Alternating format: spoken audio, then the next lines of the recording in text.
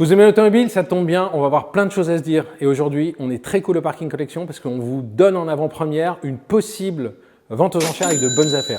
La série 2 de la vente arcuriale sur les Champs-Élysées, c'est la succession Trigano. Les 39 modèles proposés sont sans réserve. Qu'est-ce que ça veut dire? Ça veut dire qu'il suffit d'une seule enchère pour remporter le lot. Et sinon, c'est la dernière enchère, la plus importante, qui l'emporte. 39 voitures, comme je vous l'ai dit, on va faire un focus sur 5. C'est parti. La plus belle histoire a deux titres. La première, c'est parce que c'est la tentative de Renault de vendre des voitures aux États-Unis. C'est Renault USA qui, pendant un séminaire en Floride, a suggéré l'entreprise, qui ne vendait que des Dauphines, pas très fun comme voiture, de concevoir un modèle un peu plus dans la logique des MG, des Austin Healey, des Triumph, même de la Corvette, et donc avoir un roadster coupé cabriolet sympathique. Ils se sont exécutés et ils ont proposé la Renault Floride ou Renault Caravelle. Voilà, on imagine bien facilement pourquoi Floride, mais ce qui est drôle, c'est que c'est en Europe qu'elle s'est vendue sous ce nom-là, et aux États-Unis, elle s'est vendue au nom de Renault Caravelle. Ça doit faire très français et ça devait plaire. En tout cas, plus de 100 000 exemplaires produits. Et la belle histoire de celle-ci, c'est que André Trigano l'a achetée il n'y a pas si longtemps, mais elle était en pièces détachées. Elle avait été achetée par son propriétaire qui avait entamé une restauration, qui n'était pas allé au bout de la démarche. Donc voilà, elle a été entièrement remontée, entièrement faite. Et aujourd'hui, c'est un bel exemplaire avec un hardtop rouge. Et bref, sans réserve, estimé autour de 10 000 €. Donc très belle petite voiture de la marque Renault de cette époque.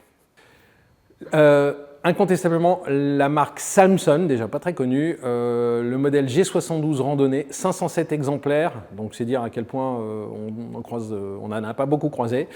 C'est l'archétype même de l'élégance à la française de la fin de la Deuxième Guerre mondiale, cette capacité à faire une ligne magnifique, un intérieur cossu, une voiture qui structurellement était un petit peu vieillissante parce qu'elle avait un châssis un peu en bois séparé, mais qui avait un moteur très moderne.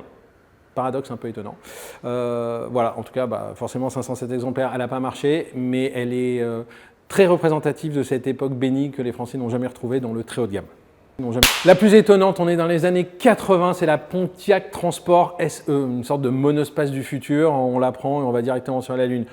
Bon, André Trigano l'a acheté directement neuve chez Jean-Charles Automobile pour les Parisiens de l'époque, incontestablement la concession dans le 16e qui vendait les voitures cool américaines. Elle a très peu de kilomètres, ça a été un flop aux États-Unis. Pourtant, ça correspondait à l'ambiance de l'époque, monospace, où on mettait tout le monde. Donc, c'est une espèce de petite capsule spatio-temporelle. Elle a été bien entretenue, elle n'a pas eu beaucoup de kilomètres. Elle est vraiment, donc sans réserve, elle n'est pas très chère en estimation. Rigolo, un saut dans les 80s qui sont finalement très à la mode actuellement. Ouais, là j'ai été gourmand, je vais vous en proposer deux. La première, parce qu'elle a été achetée neuve par André Trigano. Alors c'est rigolo parce que c'était aussi un homme politique. Bon, la famille Trigano très connue, il y a d'un côté le Club Med, de l'autre tous ces campings et autres. Grande famille qui a permis à énormément de Français de pouvoir partir en vacances dans de bonnes conditions. Et aussi homme politique. Et à chaque fois qu'il gagnait une élection pour lui-même, il se faisait un petit cadeau, il s'achetait une voiture. C'est l'une des raisons de l'acquisition de cette voiture. Mercedes S500, dans sa définition la plus exclusive, exécutive, toutes les options. Elle a 44 000 km, elle est 2013. C'est l'estimation la plus élevée de cette vente, autour de 30 000 €. Habituellement, ce genre de modèle se trouve dans la fourchette 40-50 000, mais pour des kilométrages beaucoup plus importants. Là, on est sur une première main, moins de 50 000 km. Donc, possiblement une très bonne affaire, en tout cas une très jolie auto. Je vous en ai parlé de deux, oui, je suis un tout petit peu gourmand. C'est d'abord le prix qui m'a un peu étonné. C'est la Rolls-Royce Corniche. Bon, alors, inévitablement, la voiture exclusive de toutes les stars, de toutes les têtes couronnées. C'est l'exclusivité absolue, le cabriolet le plus luxueux, le plus incroyable sur base de Rolls-Royce Silver Shadow, qui a été le modèle le plus emblématique, qui s'est vendu le plus chez Rolls de toute l'histoire. 10-15 000 €. Bon, après, c'est vrai qu'a priori, elle est dans un état moyen, elle n'a pas roulé depuis pas mal de temps, elle a été repeinte sans avoir été démontée, elle a été achetée par André Trigano, une vente aux enchères en 2022. Bon, voilà, c'était pas un modèle qu'il a eu comme pour la Mercedes depuis très très longtemps. Néanmoins, un prix comme ça, si franchement elle ne monte pas, pour 15 000 €, oui, c'est vrai que c'est fait énormément de bonheur et de chrome pour un prix qui est finalement faible. Mon coup de cœur, eh bien, c'est une série 7 E38. C'est pas que mon coup de cœur, c'est le coup de cœur de tout le monde. C'est la plus belle série 7. Même James Bond a été à son volant. Donc c'est dire. C'est la version 735IA V8, donc 45 chevaux.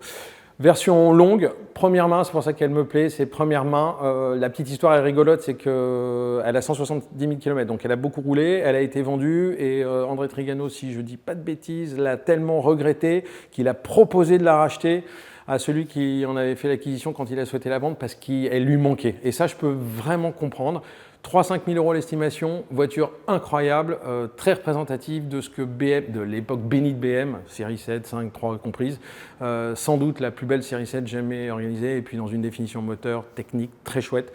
Donc voilà, mon coup de cœur, je pense que c'est celui de beaucoup de gens, et malheureusement peut-être que les enchères vont un peu grimper, bon voilà, on regardera. Eh bien c'est la MGF, pour plusieurs raisons, parce que déjà MG, on le sait maintenant, c'est des SUV chinois électriques, donc on est loin de l'ADN de la marque. C'est la MGF, donc la dernière de la lignée de ces roadsters qui ont fait tant de succès pour cette marque. C'est dans sa définition la plus puissante avec le 1,8 litre de 145 chevaux. C'est dans une configuration de couleur absolument géniale, British Racing Green, intérieur blanc crème, léger, avec les petits passepoils. Bref, en plus, je crois 5 000 euros. Ça n'a pas été c'est pas une première main, il l'a acheté André Trigano aux enchères. C'est une voiture qu'on retrouve déjà très rarement sur le marché, surtout dans cette configuration de kilométrage. Donc si elle ne monte pas, incontestablement, il faut s'en emparer. Donc comme vous en avez l'habitude, on fait souvent le débrief des ventes qui nous paraissent pertinentes, qui constituent une sorte de baromètre de l'échelle. Je vous donne donc rendez-vous en novembre pour faire un rapide débrief de cette vente et savoir si ça a frétillé, si plein de gens ont considéré qu'effectivement il y avait matière à se battre un petit peu pour certains modèles. Et surtout, n'oubliez pas de vous abonner, de nous mettre un petit pouce bleu, d'écrire des commentaires, on se fera un plaisir de vous y répondre. Et je vous dis à très bientôt, au revoir.